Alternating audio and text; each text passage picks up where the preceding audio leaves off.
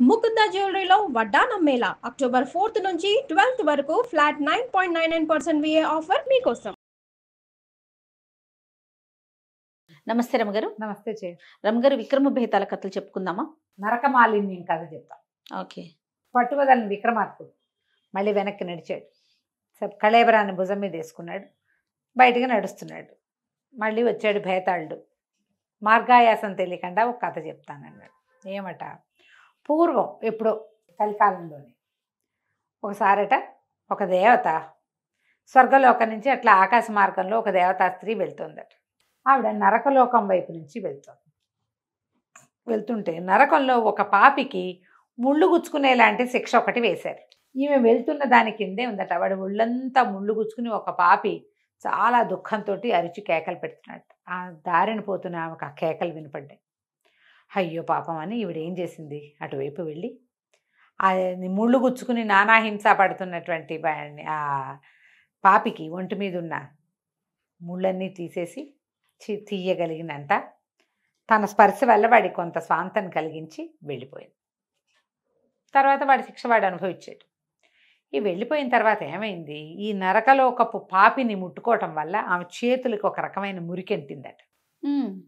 ఉంటితే ఈవిడ ఇంటికి వెళ్ళిపోయింది. స్వర్గంలో ఏదో పని చేసుకుంటోంది. చాలామంది ఈవిడ చేతికి ఏదో మరకైందని గుర్తుపట్టారు. వాళ్ళు తెల్లగా ఉంటారట దేవతలు. ఒక డాట్ పెట్టినా గుర్తుపడతారు. చెయ్యి ముంజెయ్యి అంతా నలుపెక్కిపోతే కనపడదు. ఒక్కొక్కళ్ళకి తెలిసిపోయింది ఈవిడ చేతులకి ఏదో అంటింది మరక, అది వదలటం లేదు అని. ఇంద్రుడు పిలిచి అడిగితే ఈమె చాలా మొహమాట పడి చెప్పింది, నేను అట్లా నరకలోకం వెళ్తుంటే అతని దుఃఖం నన్ను కదిలించింది, అందుకని నేను వెళ్ళి చేశానంటే కేకలేశాడు. నువ్వు ఒకటి నరకలోక పాపిని మనం ముట్టుకోకూడదు. వాడు చేసిన పాపాలకు శిక్ష వాడు అనుభవిస్తుంటే నువ్వు పోయి తగ్గించడం ఏమిటి, అది నీకంటుకుంది. ఇప్పుడు వాడు బాధపడుతున్నాడు అనుకోకూడదు. నరకంలో వాడు పడే బాధ, నరక బాధలు ఎందుకు వస్తాయి, వాడు చేసిన పాపానికి ఫలితం అది. వాడు ఎలాంటి దుర్మార్గుడో, వాడికి ఆ ముళ్ళుగుచ్చేవి కంటకం, ఇదేదో శిక్ష, నెత్తురు గారిపోతుంది ఆ ముళ్ళు గుచ్చుకున్న చోట నుంచి. వాడు ఎంత దుర్మార్గుడో, భూలోకంలో ఎంత హింస పెట్టాడో మానవుల్ని, అందుకు కదా వాడికి అది వచ్చింది. నువ్వు పోయి వాడికి శిక్ష తగ్గించి వాడిని ముట్టుకొచ్చావు. వాడు ముట్టుకుంటే ఆ నరక మాలిన్యం నీ చేతికి అంటేసింది. దీన్ని పోగొట్టుకోవాలి. నువ్వు పోగొట్టుకుంటేనే స్వర్గప్రవేశం నీకు. భూలోకంలోకి వెళ్ళి 1000 చెప్పులు కుట్టిరా. నువ్వు 1000 చెప్పులు కుట్టొస్తే ఈ మాలిన్యం పోతుంది అని చెప్పాడు. ఈ దేవత ఏం చేస్తుంది, స్వర్గం నుంచి బయటకు వచ్చి భూలోకంలోకి పోయింది. చెప్పులు కుట్టాలి అంటే పోళ్ళంత ఉంది సాధనం. ఈవిడ కుట్టితే ఎవడేసుకుంటాడు ఆ చెప్పులు, ఈవిడెవరో వాళ్ళకి తెలియదు.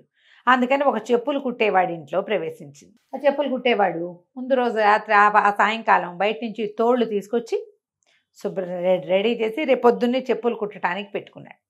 ఈ దేవత మాగారు అక్కడికి పోయి కూర్చుని చకచకా చెప్పులు కుట్టి, కొన్ని జతలు చెప్పులు కుట్టి మూలగొచ్చు. పొద్దునే చెప్పులు కుట్టేవాడు చూసుకున్నాడు. ఏమిటి చెప్పులు ఎక్కడి నుంచి వచ్చాయి, వస్తువు మాత్రం తందే, ఆ తోళ్ళు తనవి, ఎవరో కుట్టి పెట్టారు. వాడు భగవంతుడికి వేల ప్రణామాలు చేసేశాడు. ఎవడో దేవుడు నన్ను రక్షించాడు అనుకున్నాడు. ఇతనికి చెప్పులు కుట్టేవాడు అమ్ముకుంటాడు, కానీ అతను కొంచెం మోటుగా ఉండే చెప్పులు కుడతాడు. ఈ దేవత తనకు మంచి పనితనం ఉన్నట్టుగా కుట్టింది. నాజుగ్గా ఉన్నాయి చెప్పులు బయటికి తీసుకెళ్తే విపరీతంగా అమ్ముడుపోయినాయి. టకటగా కొనేసుకున్నారు జనం. సరే ఏం చేశాడు, మళ్ళీ వస్తూ ఇంకా తోలు సామాన్లు అన్నీ తెచ్చి పెట్టాడు శుభ్రం చేసి. తెల్లారేసరికి ఇంకో కొన్ని జతలు తయారైనాయి, అవి అమ్ముడిపోయినాయి. రోజు తేవా అమ్మ.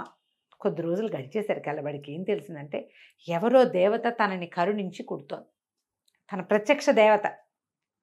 అక్కడి నుంచి ఏం చేశాడు, ఒక 5-6 రోజులు గడిచాక ఓ దీపారాధన అగరబత్తులు పెట్టాడు. దేవత వాటిని స్వీకరించలా, మాట్లాడకుండా ఊరుకుంది, తన పంతం చేసుకునేది. పువ్వులు పెట్టాడు. సరే ఒకనాడు పళ్ళు ఫలాలు పెట్టాడు, తీసుకోలేదు. వాడికి బాధగా ఉంది, ఏం స్వీకరించదు. పోని దీపం ధూపం అంటే దాని దారిన అవి పోతాయి, పళ్ళు ఫలాలు పెడితే ఆవిడ తీసుకోవాలి కదా, తీసుకోలేదు. అక్కడి నుంచి ఏం చేశాడు, బాగా సంపాదన వచ్చింది, ఒక పళ్ళె నిండా డబ్బులు పోసి పెట్టాడు. దేవతను గౌరవిస్తున్నాడు వాడు. ఆమె వల్ల తన జీవితం ఇంత బాగుపడింది. రోజు వచ్చేస్తే 1000 చెప్పులు కుట్టాలంటే రోజుకి 15, 20, 25 కుడుతుంది.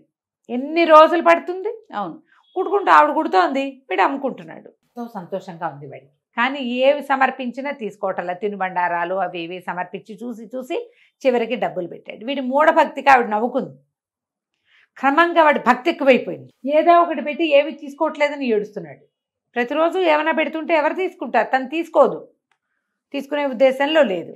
చివరికి డబ్బులు కూడా పెట్టేసరికల్లా ఆవిడకి ఏం చేయాలో తెలియలే. తీరా ఇంతకీ తను ఇంకా కొన్ని జతలు 100 కుడితే 100, 150 కుడితే తనకి ఇక్కడ విముక్తి వచ్చేస్తుంది. ఆవిడ ఏం చేసింది, చటుక్కుని వెళ్ళిపోయింది అక్కడి నుంచి. వెళ్ళిపోయి ఇంకోళ్ళు ఎవరో ధనవంతుడు చెప్పుల దుకాణం ఒకటి ఉంది, అక్కడ ఎవరు కుట్టారు ఎవరు చేశారు చూడరా 10 మంది పనివాళ్ళు ఉన్నారు. ఈ దేవత కూడా పోయి ఆ గుంపులో కూర్చుని తను కూడా కుట్టేసి ఎవరు కుట్టారో తెలియదు. ఇప్పుడు ఒక్కడిదే కొట్టు, ఒక్కడే మనిషి అంటే వాడు తోలు తెచ్చుకుని వాడే కుట్టుకుంటాడు. ఒక్క కొత్త వస్తువు వచ్చిందంటే అది తనది కాదని తెలిసిపోతుంది. ఇంత 15 మంది కార్మికులున్న గుంపులో ఎవరు చేశారో ఎవరికి లెక్కలేదు, ఎవరి పాదాలకో చేరతాయి అవి. కుట్టేసేసి 1000 చెప్పులు అవ్వగానే ఆమెకి దివ్యత్వం వచ్చేసింది.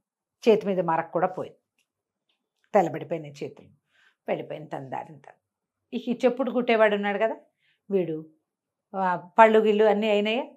ఎప్పుడైతే ఈ డబ్బులు పెట్టాడో ఆ మర్నాడు దేవత వెళ్ళిపోయింది. ఇక వీడి తోలు చెప్పులుగా మారడం మానేసినాయి. అంతకుముందు మారిపోయేవి తెల్లారేసరికల్లా. చూశాడు బెంగ పెట్టుకుని దేవత తనని వదిలేసిందని జబ్బు చేసి మంచం బట్టి చచ్చిపోయాడు. అయ్యో, చచ్చిపోయేసరికల్లా ఇది కథ అయిపోయింది. ఈ కథ చెప్పాడు భేతాళుడు. చూడు, దేవత తన పాపం పోగొట్టుకోవడానికి వచ్చి కొత్త పాపం అంటగట్టించుకుంది కదా. వీడు చావు కారణం దేవతేగా. ఓహో, దీనికి ఏం సమాధానం చెప్తావు నువ్వు అని అడిగాడు. రాజు నవ్వాడు. దేవత ఎట్లా కారణం అవుతుంది? ఎవడి మూఢభక్తికి వాడు కారణం అవుతాడు. ఆమె ఎందుకు యాక్సెప్ట్ చేయలేదు?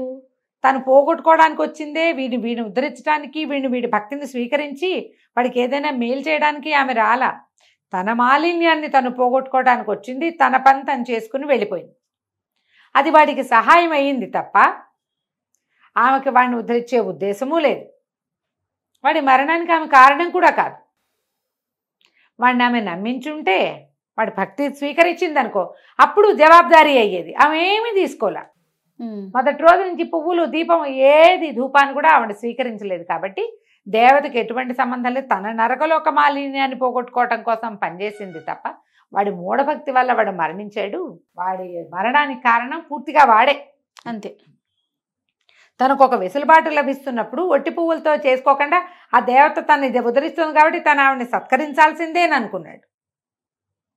అనుకోకుండా ఉంటే వాడు బతికుండేవాడు. అది వాడి మూర్ఖత్వమే కానీ ఆమెదేం తప్పు లేదు అన్నాడు.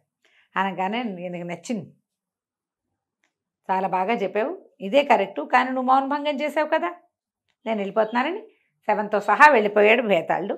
మళ్ళీ విక్రమార్కుడు వెనక్కి నడవడం మొదలుపెట్టాడు. కథ కంచికి మనం ఇంటికి. నమస్తే రమ్మగారు. నమస్తే జయ.